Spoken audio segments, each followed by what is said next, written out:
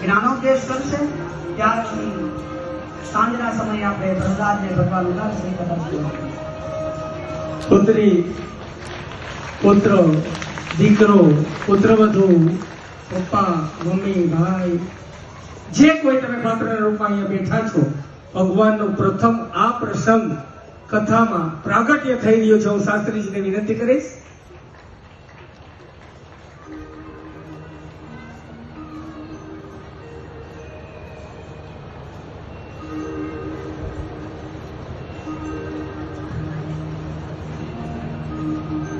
કપિલ ભગવાન મને તમને સૌને આશીર્વાદ અર્પણ કરવા માટે આવ્યા છે.